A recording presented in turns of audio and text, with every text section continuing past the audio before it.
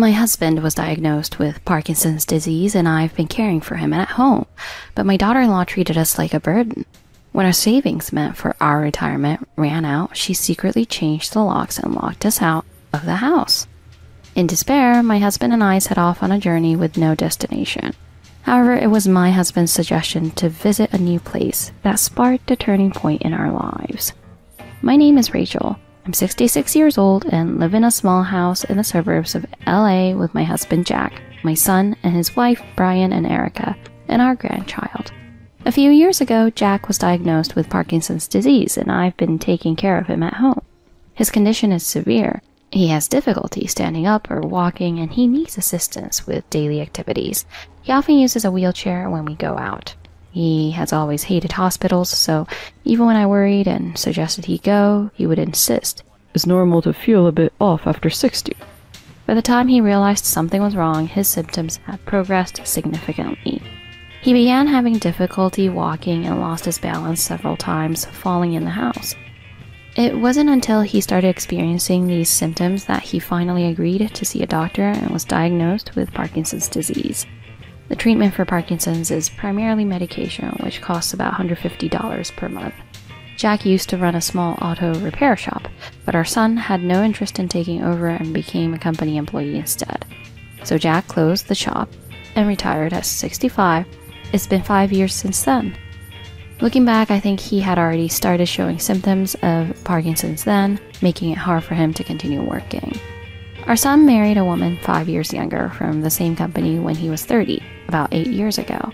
At that time, Jack was still working and I had a part-time job. Until our grandchild Coco was born, the four of us were earning and we could live comfortably.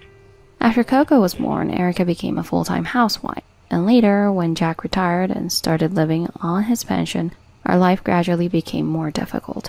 But we still had some savings and didn't think it was too serious. However, after Jack was diagnosed with Parkinson's and needed daily assistance, I quit my part-time job. When Coco started attending elementary school, Erica began to complain. We still have to pay for the child's education, and now we have to support 2 elderly people. It's impossible. What are we supposed to do? She would say things like this right to our faces. Our combined pension is about $1,300 per month. If we had delayed starting the pension, we could have increased the amount slightly, but we needed cash now, not a few years later. The only saving grace was that the mortgage on our house was fully paid off, so we didn't have to worry about housing costs. Out of our modest pension, Erica made his promise to contribute $1,000 monthly for food and living expenses. After paying for my husband's medical treatments and medications, we had almost nothing left. It's common for grandparents to buy school bags for their grandchildren, right? And Coco wants to join a swimming class, so please pay for that too. She said it as if it were a matter of course, always ending with, you have savings, don't you? But that was our retirement fund. They say you need $200,000 for retirement, but we couldn't save that much. Still, we thought it would be cheaper to live with our son's family in a house we owned rather than live in a rental just the 2 of us. So I started dipping into our savings of about $10,000, which we had when my husband retired. My son, completely dominated by his wife, would always apologize to me. I'm sorry, Mom. I should be promoted to manager soon, and then things will get easier, so please, hold on until then. He was always so kind. When Parkinson's disease progresses, muscles stiffen, making it difficult to move, and expressions become limited. But my husband had always been stoic and expressionless, and I actually liked that about him. It made me incredibly happy when my usually blunt and gruff husband occasionally said kind words or showed concern for me. After he developed Parkinson's and I started assisting him with his daily life, he began to express his gratitude to me more frequently than before. It's strange, but we actually talked more as a couple than we did before. Although caregiving days are tough and exhausting, being by my husband's side and doing things for him was never a burden to me. Unfortunately, my son's promotion was postponed. Erica was the most frustrated by this. It wasn't my son's fault. He seemed to have gotten caught up in some internal company politics. You said you'd be promoted in the spring, so I thought we could easily afford the loan payments when I went shopping. Now what? Erica blamed my son for his failed promotion. She had counted on his pay raise to replace appliances and buy clothes for herself and the kids. it added up to about $1,000 a month. I thought she should have waited to shop until after my son was promoted, but it wasn't the atmosphere where I could say that. Because my son was being blamed so much, I ended up saying, paying interest on loans is a waste. I'll cover it with our savings. But this wasn't good. When Erica blamed my son, I, as the mother-in-law, would step in to cover the costs, and Erica began to take advantage. At this rate, our savings were quickly diminishing. I told Erica, "We don't have much left in savings. I can't keep giving you money like before." From that day on, her attitude towards us grew colder. Not that she was ever particularly kind, but up until then, our granddaughter Coco would often come to our room to share tea and snacks or play with us. One day I invited Coco. "We have some sweets. Would you like to have some with us?" "No, I don't want to. I might catch the disease."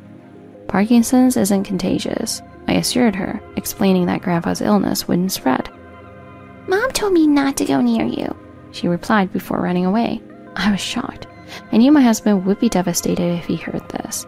"Coco hasn't come by recently," he said, looking lonely. I lied. She's 6 now, so she's probably busy playing with her friends. When our granddaughter started elementary school, Erica said, "We'll need more money for Coco's education from now on." and she began working part-time for a few hours during the day. "I can handle things at home. It's not like you have to be with Jack all the time." When I said that, she snapped back, "Of course," without any words of gratitude. A little before our granddaughter's summer vacation, Erica asked, "We want to take a family trip to the beach for Coco. Can you cover the expenses?" When she said family, she did not mean my husband and me. I said, "We don't have much savings left." "This will be the last time. I'm working part-time, so it'll be fine." She said this strangely gently, so I gave Erica $1,000 from our remaining savings. Our savings were now under $2,000. After finishing housework like cleaning and laundry in the morning, if the weather was nice, I'd take my husband in his wheelchair to a nearby park. We'd stroll around the park enjoying lunch and tea from a thermos under a shady spot with a table and benches. After that, we'd walk slowly through the park again before heading home in the wheelchair. One day we returned home to find the door locked, and there seemed to be no one inside. Since it was summer vacation and Erica had the day off from her part-time job, I thought she might have gone shopping. But when I tried to insert the key into the lock, it wouldn't turn. That's strange, I thought, trying several times, but the door wouldn't open. I noticed a white envelope wedged in the door. When I picked it up and read it, it said, "We're going on a family trip for 4 days." It was written in Erica's handwriting. I couldn't believe it. They had mentioned going on a family trip for summer vacation, but I didn't know they were leaving that day. We had been locked out. "I guess the lock was changed to tell us to leave," my husband said quietly. I didn't know what to do and panicked. Both my husband and I had lost our parents, and we had no close relatives to turn to. "I'm sorry for getting sick," my husband apologized. "It's not your fault. In times like this, families should support each other." "They don't want us. They think we're a burden." I never imagined that in our old age, we would face such sadness and humiliation. I was so sad and angry that I couldn't stop crying. In hindsight, I could have called a locksmith, but I was too shocked to think that. "Why don't we just go on a trip somewhere far away, just the 2 of us?" my husband suggested. That might be nice, somewhere far away where no one knows us. Until the last of our $2,000 runs out, then we could go even further away. My husband and I boarded a train without deciding on a destination. The train was full of cheerful families, but we were the only ones traveling without a destination. "How about we live our final days in Reflection Valley?" my husband suddenly suggested, looking out the window.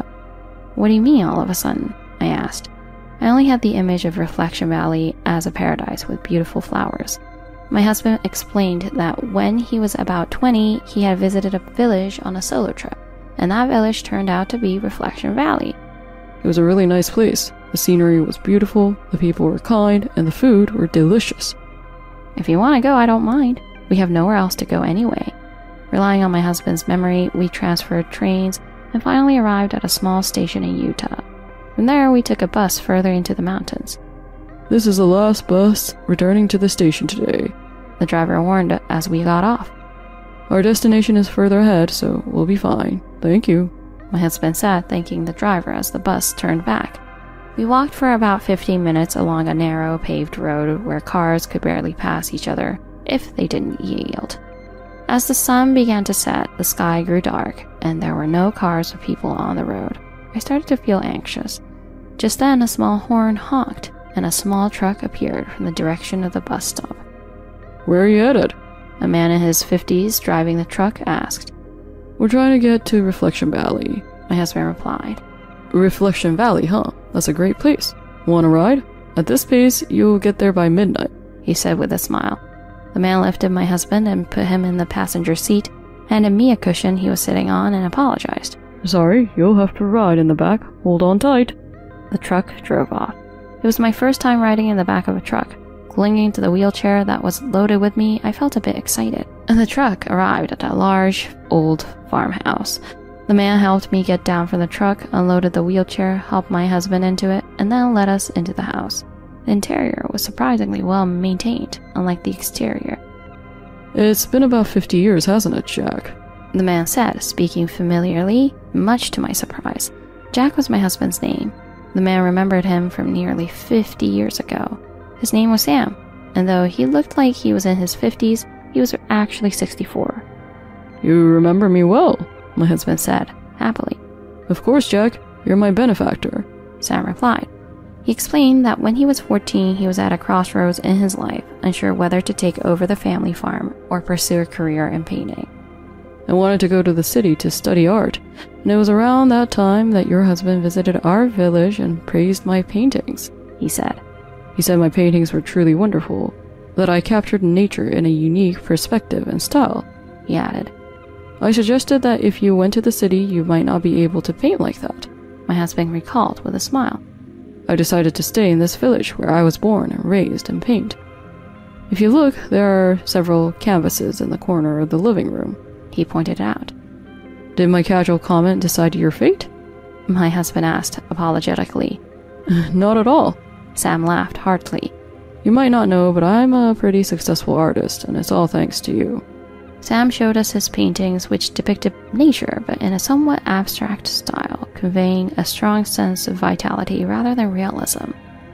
"Oh, I've seen Sam S. on a painting in a bank," I exclaimed, noticing the signature on one of the paintings. Sam grinned proudly, pleased that he was indeed a popular artist. "The last time you were here was in the spring, right? There were a lot of peach blossoms then, so that's why you called it Reflection Valley." He laughed. He then showed us to the bath and, knowing that my husband needed assistance, said, "I'll join him." They left me behind, surprised, and went to the bath together. "The bath was so good," my husband said, coming back with a bit of a blush on his cheeks. "The waters here have different healing properties," Sam explained. The bath was like an open-air jacuzzi, and I could stretch out my arms and legs and soak in the hot water, truly relaxing for the first time in a long while. When I came out of the bath, Sam had prepared a meal for us. We had pasta with mountain vegetables and mushrooms, grilled char, and fried vegetables. Everything was wonderfully delicious.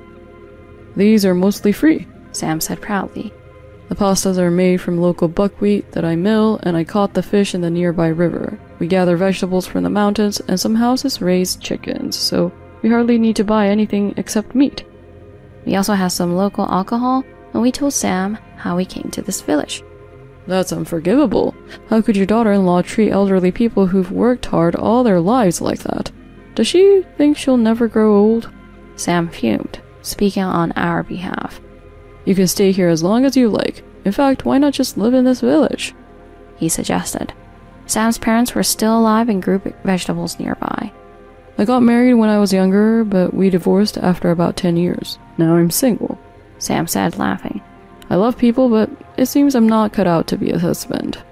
This village is great, but it's honestly quite boring, so visitors are truly welcome. Jack, how about we go fishing together tomorrow?" he said, inviting my husband and showing us to a guest room. The next morning, when I woke up, the two men had already gone fishing. Left alone, I decided to clean up as a small gesture of gratitude. The place was tidy, but it wasn't spotless. It had the feel of a single man's household. At the very back of the large single-story house was Sam's studio. As I opened the door, I was hit with a nostalgic smell of paint, bringing back forgotten memories of my time in the art club in high school.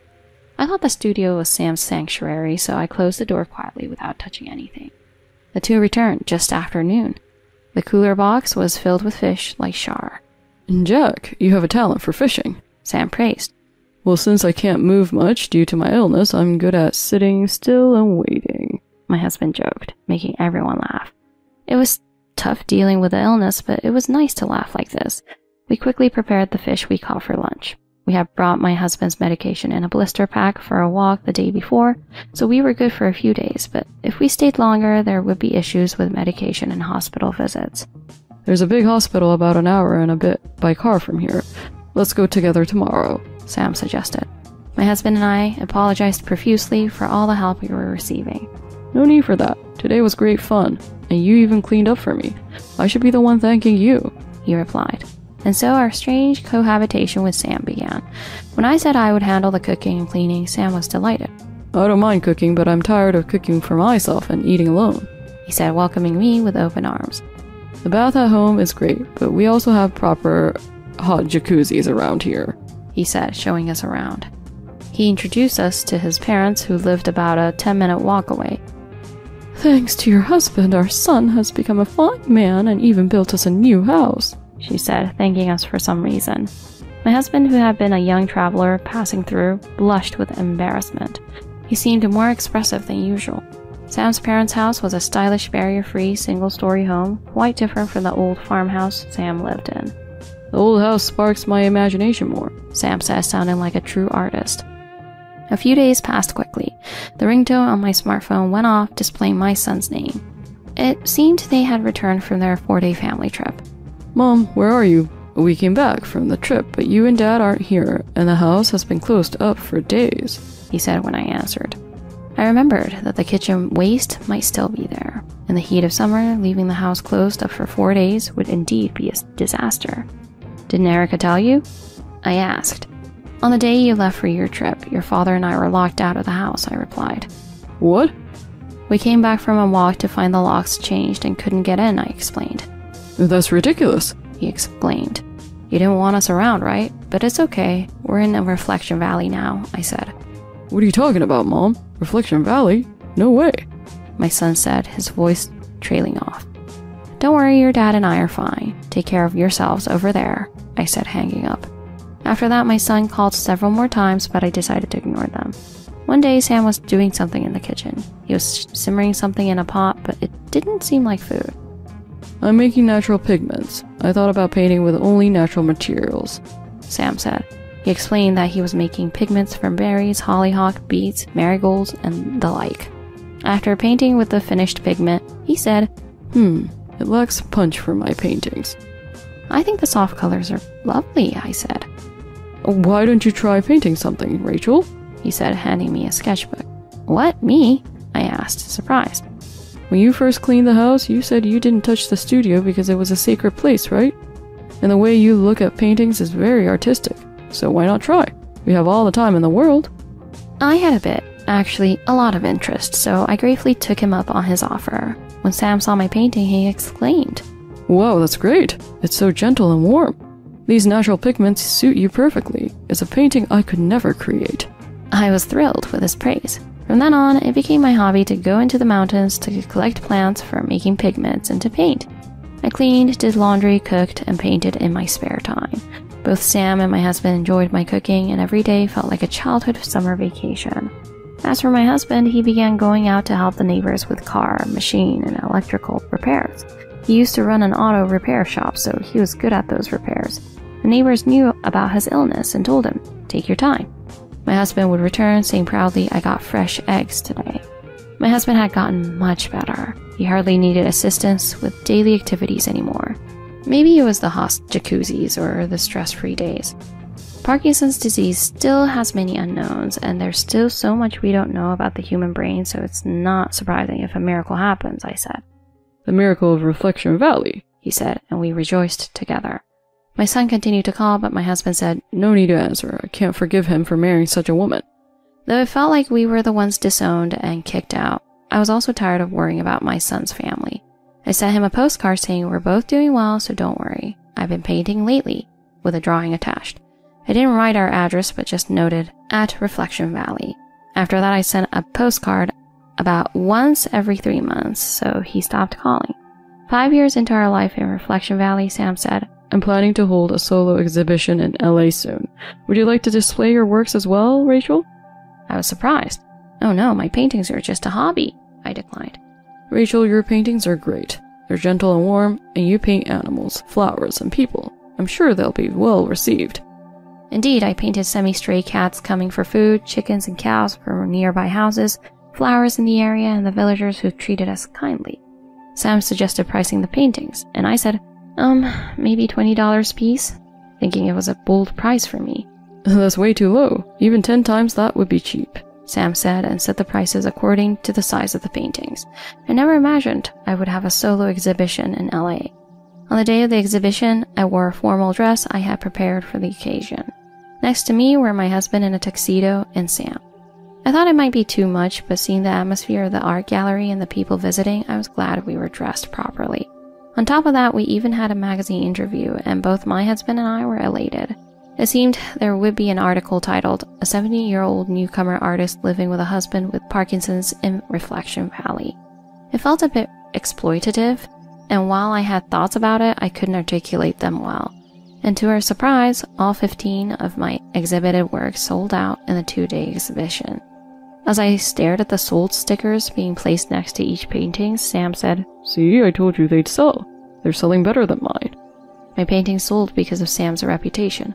Although I sold more pieces, the total amount was much less than Sam's, who earned over 10 times more than me. People might not be able to afford Sam's paintings, but they could buy one from the same exhibition for a few more $100. So they thought they'd get one, my husband said. I think he was right. "Oh, but your paintings are good too," he quickly added, trying to explain. My husband, who was dressed in a tuxedo for the first time, looked surprisingly dashing. Just then, a voice called out from behind. "Mom, Dad." My son and daughter-in-law Erica stood there with our granddaughter. "Is that really you, Rachel? Why are you having an exhibition in LA?" Erica exclaimed. Apparently, my son had found an online version of the interview I had on the first day, published that very day. No wonder there are more visitors today than on the first day, I thought. "Wow, I never knew you had such talent," she said, glancing around the gallery and the people visiting.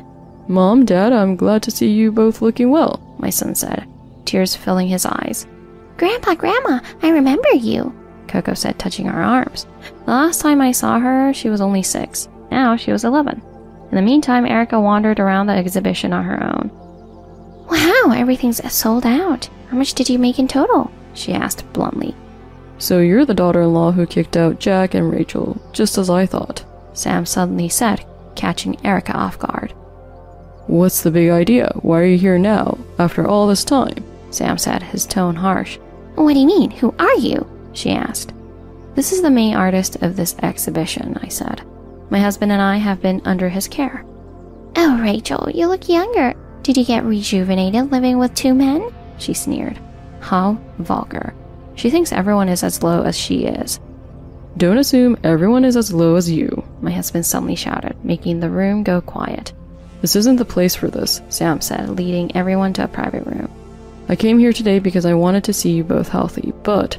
My son trailed off, taking a deep breath before speaking clearly. "I'm thinking of getting a divorce." Everyone in the room was shocked. "What? What are you saying all of a sudden? Don't be ridiculous," Erica said, not taking him seriously. "I've been dealing with everything for a long time, but I can't anymore," my son continued. "I've also heard about your affair with a man from your part-time job, which has become a rumor at our daughter's school." Everyone was surprised again. Coco lowered her head and bit her lip.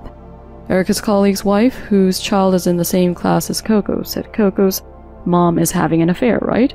Her mom says she's the worst, and even said Coco's mom will abandon Coco's dad. I think it's wrong for a mother to tell her child such things, but as a result, Coco was being bullied at school. "That's a lie, just a nasty rumor," Erica denied. "I thought you might say that, so I had a detective agency investigate," my son said, laying out photos on the table. The photos showed Erica with a man in his 40s entering a hotel together in broad daylight.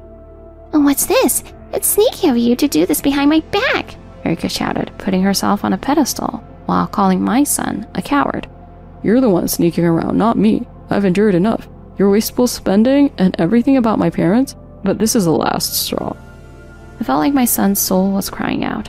Right there, my son laid out a divorce agreement on the table. A few months later, my son finalized his divorce and came to Reflection Valley with our granddaughter. Erica apparently put up quite a fight, but Sam introduced us to a capable lawyer, and she was eventually kicked out with nothing. The savings are marital property. Erica protested, but her credit card debts and the affair compensation were settled with the savings, leaving Erica with nothing. Her lover lost interest in Erica once her money ran out. Erica couldn't stay at her part-time job, had a poor relationship with her family, and couldn't return to her parents' home. She now works as a live-in maid cleaning guest rooms at a rural hotel. It's her own fault, but from now on, she'll have to grow old alone.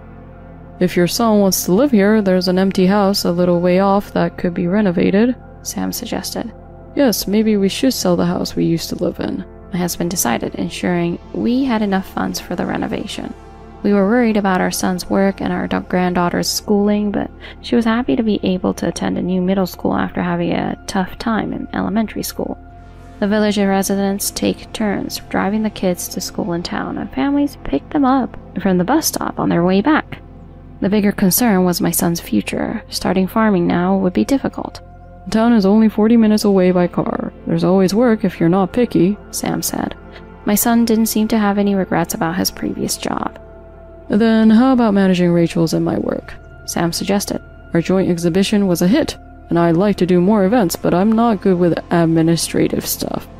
Actually, I used to work in marketing and made the company's website, my son replied. What a lucky coincidence. Great. Rachel, let's keep creating more works. Me too? I asked. Of course, you're a 70-year-old newcomer artist, he said enthusiastically. It seems there were already several inquiries about purchasing my paintings. I never thought such a life awaited me after turning 70. This really is our Reflection Valley, my husband said, relaxing in our newly renovated home. Recently, aside from repair requests from the neighbors, my husband also tends to the field next to our house at a leisurely pace, helping with cooking and cleaning. The online sales of my printed postcards and goods, which my son initiated, seem to be going well. The painting I'm currently working on is my first major piece, a painting of the 5 of us, including Sam, from behind. I'm torn between titling it Family Emblem or Reflection Valley.